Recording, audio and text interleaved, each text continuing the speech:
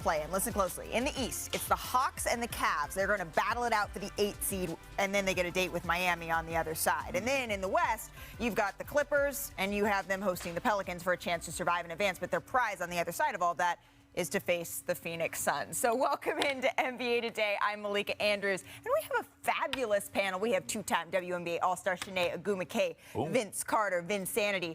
And look who actually made his flight today. Finally. It is Kendrick Perkins. He missed it yesterday. I was really concerned. How did that, what happened? You know, it's a long story, but we go stick to what Richard said, and they had a weight limit. Wow. And with that, the playoffs, they're almost here, and we have so much news to get into on this show. So we're going to start in the Bay Area for an update on two-time MVP Steph Curry. And we're going to get it from Steph Curry himself. Who better to hear from? He was on the Draymond Green show earlier today. How is your health? Like, are you expecting to be ready for game one? Are you not expecting to be ready for game? I also need to know this for my personal sanity as well. So how are you feeling as far as, being ready to play this weekend? The goal has always been game one, but it's all like just dealing with the pain that comes with, the injury that I had in my foot. So, and, the wear and tear that comes with an injury like that. But the goal has always been game one. The goal still remains game one. Very optimistic that it will be game one. And whatever that means, like you said, I just want to be available. And we know what time of year it is. We ain't been in the playoffs for 2 years. It is kind of weird to think about that. Yes, it is. And I'm so freaking juiced because I know how much I love that environment. First time in this building, which will be interesting. So I don't want to miss none of it. So that's the goal. All right, so Draymond Green said for his own sanity, for my sanity too, because that's the game that I have on Saturday, and I want to see Steph Curry. But Chiney, what's your reaction to what we just heard? And keep in mind, the Warriors are practicing as we speak, and we know Steve Kerr said that Steph needed to get a scrimmage under his belt before he was cleared to play. I feel like if you're Dub Nation, you're really excited because you've got Steph. And again, this is the crew that has only played about 11 minutes together, but they have a lot of, feedback from, and things that they can carry on from the years past. Just knowing the offense, knowing their coach, knowing their system. And also they have a lot of guys that are playing confidently now. If you look at Klay Thompson, without Steph Curry, he's averaged about 26 points per game. Jordan Poole, without Steph Curry, he upped his average to about 25 points per game. Both guys 10 points less when Steph plays, but now they're coming in with a different swag, a different feel. And of course, having Draymond there, he's the engine that makes everyone go. Dub Nation has to feel real good. Everyone was a little worried, but the timeline worked out. And I'm glad that we have Steph come playoffs because, so far this season, we were so excited about the Suns. We saw the, Grizz really make a statement. The Warriors started off hot, and it seems like they're trying to recapture that magic. And they may be a little bit more fresh. A lot of their players feel like they're hitting their strides at the right time. And Steph, I'm just glad they listened to the timeline. He's excited to be out there. It's good for the Warriors, and it's good for basketball. Well, it feels like the Warriors are, they had us in the first half, not going to lie. That's Warriors fans looking at Steph coming back right now. And Perk doesn't know this because he hasn't been in studio all week because he keeps missing flights. But it feels like every day this week we've grouped Steph with a Luka update. So we're going to do that again here. Here's what Jason Kidd said about Luka's status earlier today. He's smiling, he's happy, he's in good spirits, and looks like he's improving. Has he begun lobbying you, try to convince you that he can play, start the series? Yes, but hopefully at some point he does. Not right now, not today. All right, so no, not right now, not today, but it sounds like... That's what you heard? I didn't hear. I was reading it. I don't know what J. Kidd was talking about. What J. Kidd talking Well, about? it's not J. Kidd, it's the audio. Mark Cuban gets it. I mean, put somebody behind that, Get about the fishbowl. Well, then we're going to rely on institutional knowledge here because you actually played with Jason Kidd, Vince. So what advice would you give your former teammate as he prepares this group to face the Jazz, knowing there's some uncertainty? That's what we're going to take from what we just didn't hear, uncertainty surrounding Luka's Well, first and foremost, I'm not going to tell J. Kidd much. He's a coach, and you see right there, he's like, no, he's not going to rush me. But if I'm talking to J. Kidd, I'm like, hey, just a reminder, don't rush Luka back. You're playing at home. You have home court advantage, and you want to lean on your role players to play well.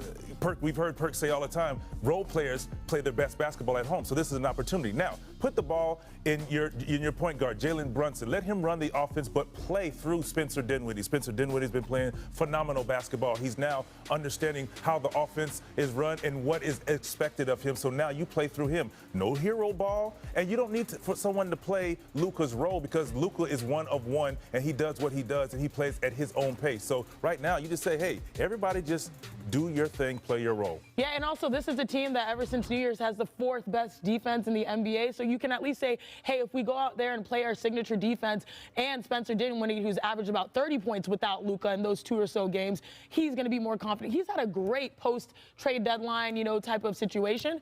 They can still hold on, especially, like you said, Vince, starting at home. Yeah, but who's anchored a lot of that defense in the second half of the season? Oh. Yeah, all right.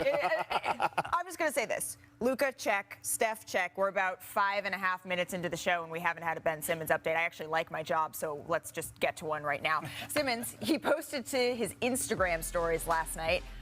I really don't know what this means. I've stopped trying to sort of decode the emoji shoe pick type deal.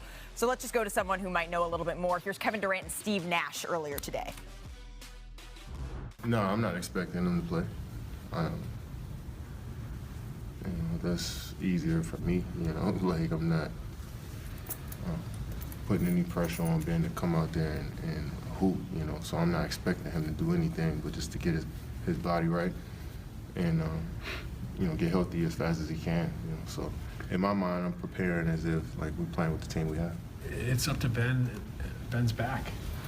It's not up to me or any of us other than his back and how we can help that resolve. Great, but there's a chance Ben comes back. There's a chance he doesn't come back. So I think for us, we got to focus on the group, support Ben and his journey to get back on the floor. But at the same time, we don't have time to lose focus on the group that's playing.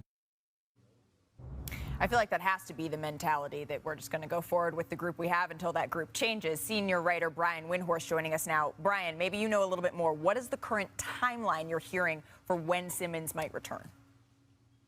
Well, Malika, before I even tell you this, I am admittedly very surprised to hear this. So I want to get that out first. I am told that the goal for Ben Simmons is to return in game 4, 5, or 6 of this series with the Celtics. My immediate response to that is he even playing 5-on-5 yet? And the answer to that is no, but that is hopeful in the next couple of days. So I will say that as I have routinely checked on Ben Simmons over the last 2 months, I have continued to hear pessimism.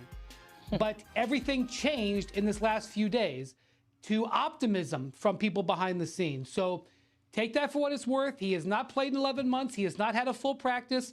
But the words game 4 were said to me. So I guess we'll wait and see. Like Steve Nash says, there's a chance. Well, Wendy, that's the first time that I've heard a specific game or time frame mentioned when it comes to Ben Simmons. Thank you so much for that information. I have to kick it around with our panel here, though, because, I'm just, you know what? I'm going to get out the way. Go ahead. Well, here's the thing, right? I mean, at this point in time, why would you even want to bring Ben Simmons back in the heat of the moment when you're playing against the Celtics with no reps behind his belt, his belt up under his belt? And then on top of that, you're not going to play 5-on-5 in the postseason at practice because guys are not scrimmaging like that. So coaches. And coaches, right? You're going against coaches, okay? And now you're expecting him to come back at the highest level to actually defend and possibly have to guard a guy like Jason Tatum or Jaylen Brown after not playing in 18 months, and you're dealing with back issues. Like, it makes zero sense. So I respect Kevin Durant for what he said because he's being realistic. Like, no, I don't expect him to be back. I'm preparing myself to go out there and play without him, and that's the right mindset to have. Well, I mean, I'm just thinking, though, but for Kevin Durant, thinking back to last year, Chiney, why would he have any other mentality after not knowing if and when Kyrie Irving's going to be available, after not knowing if and when James Harden was going to be healthy? Why would this man have any sort of, I'm going to wait on Ben Simmons before I really... And also 2 years ago where he had himself, a catastrophic injury and is like, I don't want to be rushed back in the middle of a season. And, you have that experience of, I know what it's like to be injured. I know what it's like to really rebuild a team because that's what we're trying to do right here in Brooklyn. And I know that timelines matter. And so I was very relieved to hear KD say that. And by the way, he's been speaking that truth serum because it's like, let's respect our opponents. Let's make sure we show up with whoever's out there. Like, KD is focused and locked in. I do want to point this out, though. Take a look at the schedule. And this comes down to, this is a marquee TV matchup. Let's not get it twisted. But April 17th is Game 1. There are 10 days between Game 1 and Game 5. This is not a series where it's every other day they're playing 2-day travel and then picking it up again. This is primetime TV, and so they have a little bit more time here before we're looking at Game 4, Game 5, Vince. Well, only thing I'll say is, Ben can get some play with some players with the DMP guys. That's the only thing I'm saying. He can play with the DMP guys and then go from there. Other than that, you just like you say, you just build them up until you either have them or you don't. But I wouldn't put out there, oh, he could possibly come back. It's looking so like Sharp this. and Benson hanging out. You just build him up until he is ready. If he's not, he's not. Well, let me give Steve Nash some advice, okay? You're going into the postseason and you're playing a dangerous Boston Celtics team, and you have a team that right now in yourself with the Nets are somewhat playing some good basketball. You want to make sure that team stay the course. You don't want to have outside or inside distractions, whether or not Ben Simmons is coming back. Like, you want to be locked in on the moment. You don't want to have to be talking about or having guys feel, oh, what if Ben is going to come back? No, focus on Jason Tatum, focus on Jaylen Brown, focus on Marcus Smart, focus on the task that's in front of you. If Ben Simmons comes back, let them surprise you and say, hey, coach, he's ready. I love that you term that as inside noise, because so often I hear people say, oh, the outside noise. I'm like, we're asking about something that's in your own locker room. That is inside noise. But since Perk's already fired up, it's time to talk about the Celtics on the other side. They've been without Robert Williams since March 27th. So here's what head coach Ime Udoka said about how he's recovering. Yeah, I mean, he's getting on court, basketball drills, and so mixing in pretty much everything. I don't know what touch specifically means. I'm not sure if I said that on accident, but he's getting on the court, not contact, but any basketball drill, getting a lot of shots up, obviously weight bearing, strengthening, agility, and anything like that. So it's low level, but he's ramping it up day by day a little bit more and feeling good about it.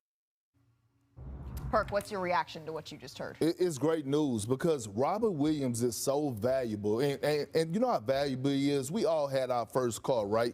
What's the one thing that we wanted in that vehicle?